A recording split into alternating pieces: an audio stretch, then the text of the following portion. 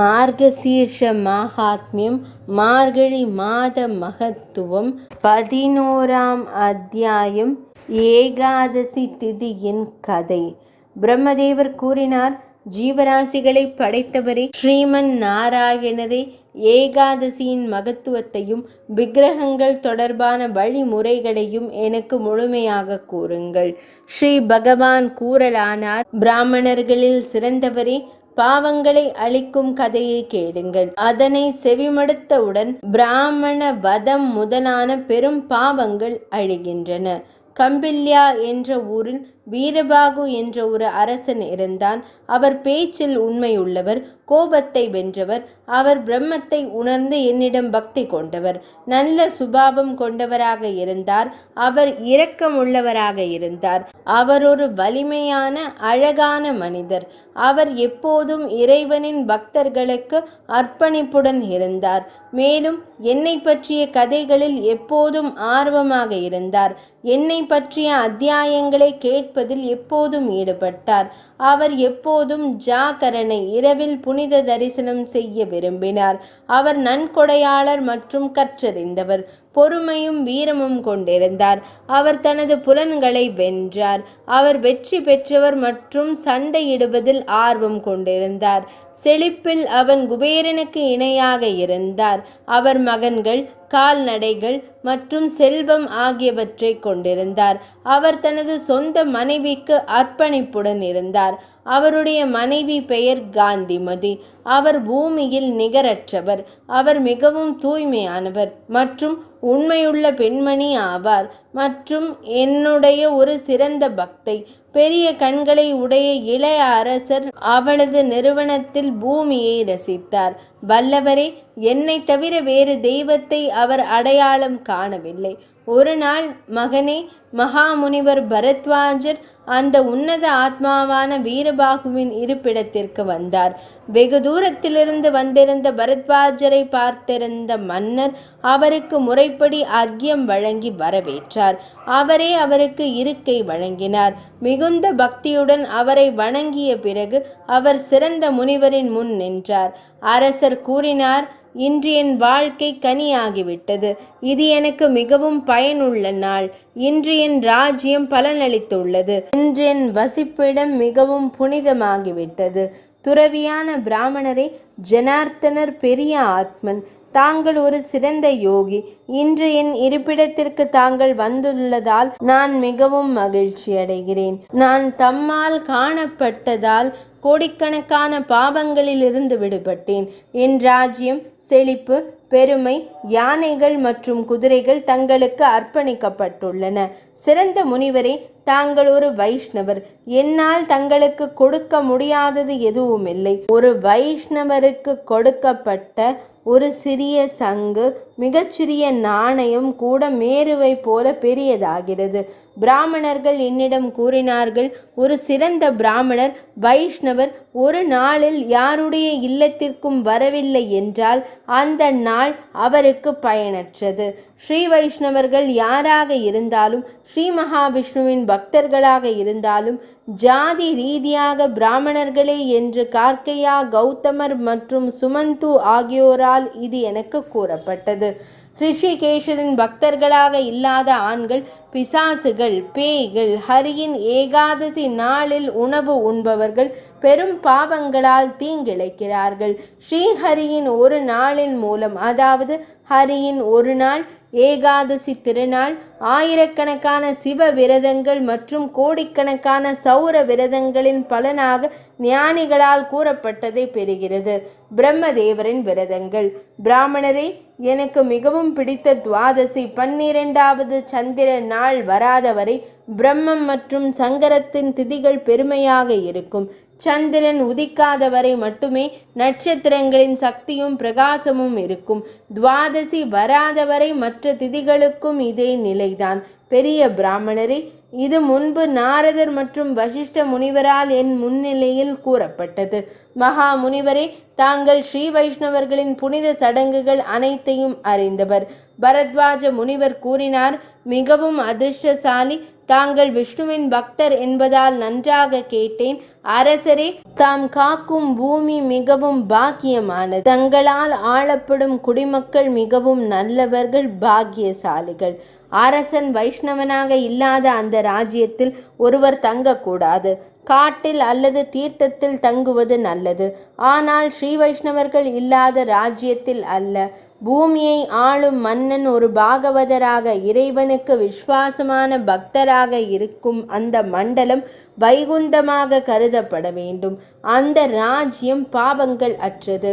வைஷ்ணவர்கள் இல்லாத ராஜ்யம் கண்கள் இல்லாத உடலை போன்றது, அல்லது துவாதசி இல்லாத திதி தசமியுடன் கூடிய துவாதசியை போன்றது. ஸ்ரீ வைஷ்ணவர்கள் இல்லாத ராஜ்யம் அரசே தன் பெற்றோருக்கு உணவளித்து பாதுகாக்காத மகனை போன்றது, அல்லது துவாதசியை ஸ்ரீ வைஷ்ணவர்கள் இல்லாத ராஜ்யம் அரசன் தானம் செய்யாதது போன்றது, அல்லது பிராமணர் சாறு மற்றும் பானங்கள் விற்கும் பிராமணன் அல்லது தசமியுடன் கூடிய துவாதசியை போன்றது.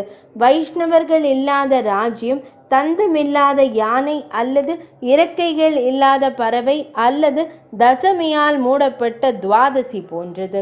வைஷ்ணவர்கள் இல்லாத சாம்ராஜ்யம் வேதங்கள் முதலியவற்றை பண வரங்கள் அல்லது உலக செல்வத்திற்கான தகுதிக்காக பயன்படுத்துவது அல்லது துவாதசியை போல தசமி ஒன்றுடன் ஒன்று சேர்வது போன்று பயனற்றது. வைஷ்ணவர்கள் இல்லாத ராஜ்யம் தர்பை புல் இல்லாத சந்தியா காலம், இரவும் பகலும் சந்திக்கும் வேலை அல்லது பண வரங்கள் இல்லாத ஸ்ரத்தை அல்லது தசமியுடன் கூடிய துவாதசி போன்றது. வைஷ்ணவர்கள் இல்லாத சாம்ராஜ்யம் தசமியுடன் கூடிய பசுவின் பால் அல்லது துவாதசியின் பாலை உண்ணும் கட்டியுடன் கூடிய சூத்திரனை போன்றது. ஸ்ரீ வைஷ்ணவர்கள் இல்லாத ராஜ்யம் பிராமண பெண்ணை சரீரமாக அணுகும் சூத்திரனை போன்றது, அல்லது தங்கத்தை அளிக்கும் நபர் அல்லது தர்மத்தையோ துவாதசியையோ தசமி மேலெழுந்து அசுத்தப்படுத்துபவர். ஸ்ரீ வைஷ்ணவர்கள் இல்லாத ஒரு ராஜ்யம் ஹான் சூரிய கடவுள் போன்றவர்களின் மரங்கள் வெட்டுவது போன்றது. மனிதர்களில் சிறந்தவரே அல்லது துவாதசியே அதை ஒன்றுடன் ஒன்று தசமியுடன் இணைக்கிறது. ஸ்ரீ வைஷ்ணவர்கள் இல்லாத ராஜ்யம் என்பது மந்திரங்கள் இல்லாத ஆகுதியை கடவுளுக்கு படைக்கப்படுவது, அல்லது இறந்த கன்றுடன் கூடிய பசுவின் பால் அல்லது தசமியுடன் கூடிய துவாதசியை போன்றது. ஸ்ரீ வைஷ்ணவர்கள் இல்லாத ராஜ்யம் முடி அகற்றப்படாத விதவையை போன்றது, அல்லது விரதம் எடுக்காமல் புனித நீராடுவது போன்றது, அல்லது தசமியுடன் கூடிய துவாதசி போன்றது. மதுவை கொள்பவரின் பக்தன் நல்லவர்களால் அரசன் என்று அழைக்கப்படுகிறான். அவருடைய ராஜ்யம் எப்போதும் செழிக்கும். குடிமக்களுடன் சேர்ந்து அவர் மகிழ்ச்சியாக இருக்கிறார். அரசரே, தாம் நான் கண்டதால் என் பார்வை பலனளிக்கிறது. இன்று நான் தங்களுடன் உரையாடுவதால் எனது பேச்சு பலனளிக்கிறது. தொலைவில் இருந்தாலும் அங்கே ஒரு வைஷ்ணவர் இருப்பதாக கேள்விப்பட்டால் அந்த இடத்திற்கு செல்ல வேண்டும்.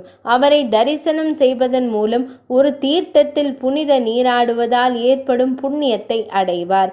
எனவே அரசே, தூய்மையானவரும் ஸ்ரீ விஷ்ணு பக்தியின் ஈடுபடுபவருமான தாம் என்னை கண்டீர்கள். தமக்கு வணக்கம். நான் இப்போது செல்கிறேன். மகிழ்ச்சியாக இருப்பாய் அரசே. இதற்கிடையில் முனிவர்களில் மிகச் சிறந்தவரான பரத்வாஜ முனிவர் யோகிகளின் தலைவரான அரசி காந்திமதியால் பணிந்தார். முனிவர் அவளை ஆசீர்வதித்தார். அழகான பெண்ணே, விதவையின்மை இல்லாதிருக்கட்டும். உங்கள் வாழ்நாளில் உங்கள் மணாளர் உயிருடன் இருக்கட்டும். உங்கள் மணாளருக்கு விசுவாசமாகவும் பக்தியுடனும் இருங்கள்.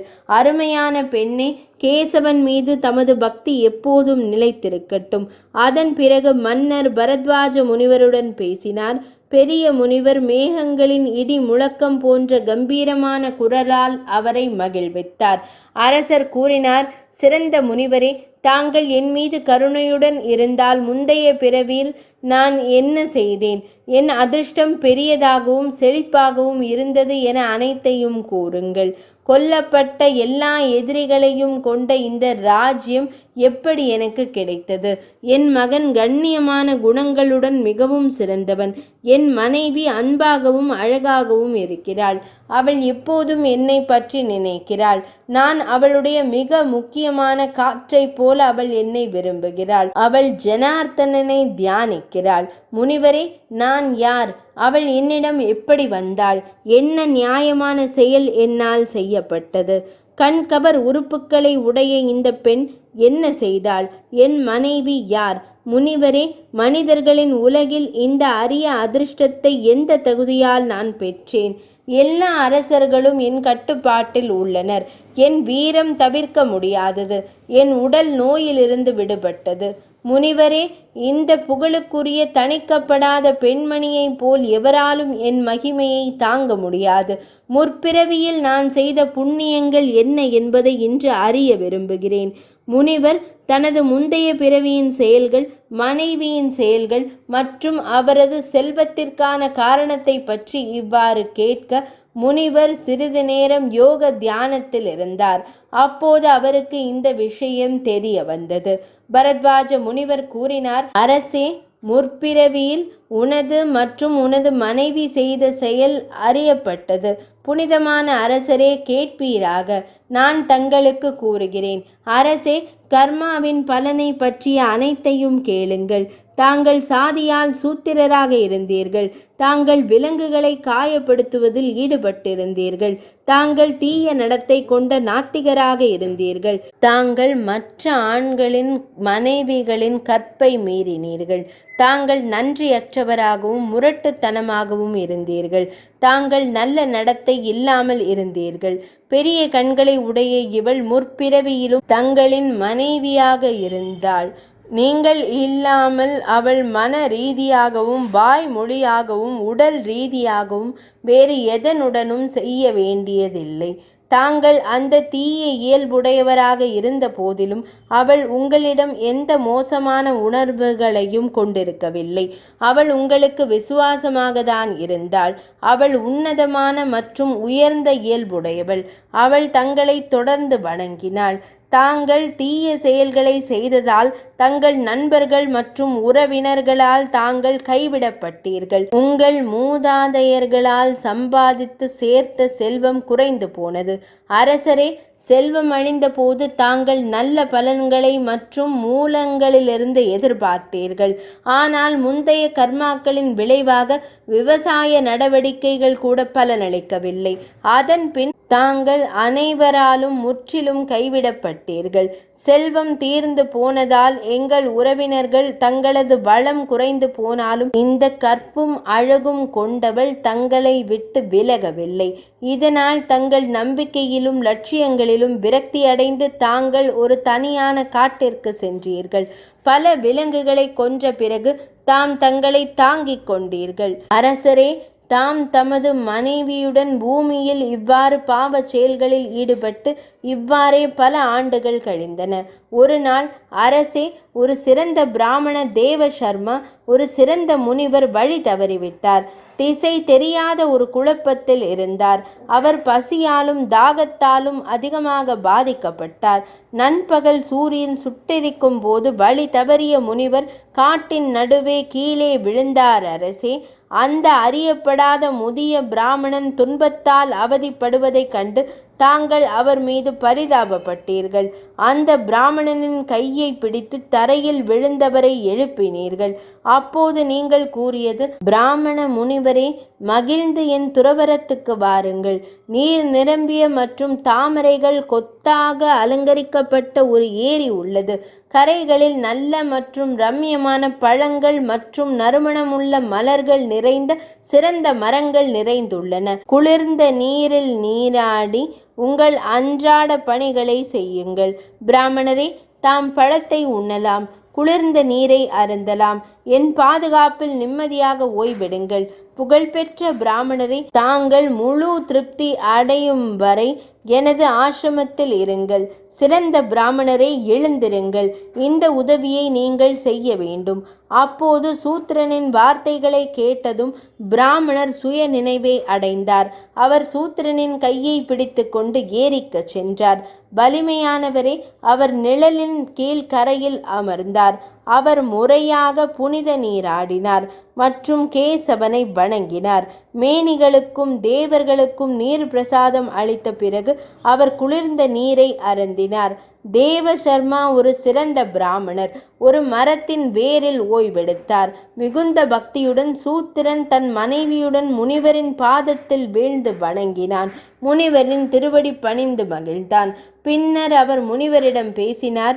எங்கள் இருவரையும் உயர்த்துவதற்காக தாங்கள் எங்கள் விருந்தினராக வந்துள்ளீர்கள். புனிதமான பிராமணரே, தமது பார்வையால் எங்கள் பாவம் அழிந்தது. என் பிரியமானவரே, இந்த பிராமணனுக்கு பழுத்த மற்றும் மகிழ்ச்சியான, சுவையான, மென்மையான மற்றும் சாறு நிறைந்த பழங்களை கொடுங்கள். பிராமணர் கூறினார், உன்னை எனக்கு தெரியாது. உங்கள் ஜாதி பற்றி கூறுங்கள். மகனே, ஒருவன் பிராமணனாக இருந்தாலும் முற்றிலும் தெரியாத ஒருவனிடம் இருந்து உணவு உட்கொள்ளக்கூடாது. சூத்திரன் கூறினார், நான் ஒரு சூத்திரன். பிராமணர்களில் சிறந்தவரே, தமக்கு எந்த சந்தேகமும் தேவையில்லை. துன்மார்க்கரும் கொடியவர்களுமான என் சொந்த குடும்பத்தாரால் நான் கைவிடப்பட்டேன். அந்த இருவரும் இவ்வாறு பேசிக்கொண்டிருக்கும் போது சூத்திரனின் மனைவி பிராமணருக்கு பழங்கள் அளித்தார். அவை அவரால் உட்கொள்ளப்பட்டன. குளிர்ந்த நீரை அருந்திய பிறகு பிராமணர் மனதில் மகிழ்ச்சி அடைந்தார். அதன் மூலம் இன்பம் அடைந்த பிறகு முனிவர் மரத்தின் அடிவாரத்தில் ஓய்வெடுத்தார். அந்த சூத்திரனும் அவன் மனைவியும் தங்கள் உணவை எடுத்துக்கொண்டு திரும்பினர். அவர்கள் கூறினார்கள், சிறந்த முனிவரே, வருக. எங்கிருந்து வருகிறீர்? உன்னதமான பிராமணரே, மனிதர்கள் இல்லாத துன்பங்கள் நிறைந்த இரவும் பகலும் மிகவும் பயங்கரமான கொடிய காட்டு விலங்குகளால் ஆபத்து நிறைந்த காட்டிற்குள் ஏன் வருகிறீர்? பிராமணர் கூறினார், நான் ஒரு பிராமணன். உன்னதமானவனே, நான் பிரயாகைக்கு செல்லும் வழி தெரியாததால் இந்த பயங்கரமான காட்டில் நுழைந்தேன். எனது தகுதியின் பலத்தால் நீங்கள் எனது சிறந்த உறவினராகிவிட்டீர்கள். தங்களால் என் உயிர் காப்பாற்றப்பட்டது. நான் தங்களுக்கு என்ன செய்ய வேண்டும் என்று கூறுங்கள். இந்த பயங்கரமான மற்றும் தனிமையான காட்டில் நீங்கள் எப்படி தங்க வந்தீர்கள் என்று முதலில் கூறுங்கள். நீங்கள் யார்? காரணம் என்ன? கூறுங்கள். சூத்திரர் பதிலளித்தார், விதர்பா நகரம் பீமசேனனால் பாதுகாக்கப்படுகிறது. எனது குடியிருப்பு மகாராஷ்டிரத்தில் உள்ளது. நான் பாவச் செயல்களின் சூத்திரன். சிறந்த பிராமணரே, என் சாதி தொடர்பான கடமைகள் என்னால் கைவிடப்பட்டு விட்டன. என் உறவினர்களால் நான் கைவிடப்பட்டேன். அதனால் நான் காட்டிற்கு வந்துள்ளேன். நான் என் மனைவியுடன் சேர்ந்து தினமும் விலங்குகளை கொன்று வாழ்கிறேன். இப்போது பெரிய முனிவரே, நான் எனது பாவச் செயல்களினால் மிகவும் வெறுப்படைந்துள்ளேன். ஆண்டவரே, நான் பாவம் செய்தாலும் என்னிடம் கொஞ்சம் கருணை காட்டுங்கள். பெருமாளே, என்னை காத்தருளுங்கள். சிறந்த பிராமணரே, தாங்கள் இங்கு வந்ததற்கு என்னுடைய தகுதியினால்தான் காரணமாக இருக்கும். நானும் என் மனைவியும் யமதர்மராஜனை, சூரிய கடவுளின் திருமகனை பார்க்காமல் இருக்க நமது அறிவுரையை எனக்கு சாதகமாக செய்ய வேண்டும். ஜனார்த்தன பகவானை தவிர எனக்கு எதிலும் ஆசை இல்லை. சிறந்த முனிவரே, என்னை ஆசீர்வதியுங்கள். இந்த உதவியை எனக்கு வழங்குங்கள். பரத்வாஜ முனிவர் கூறினார். மிகவும் பக்தியுடன் அந்த சூத்திரனிடம் இவ்வாறு கேட்கப்பட்ட தேவசர்மா சிறந்த பிராமணர் சிரித்தபடி இந்த வார்த்தைகளை கூறினார். 11ஆம் அத்தியாயம் நிறைவடைந்தது.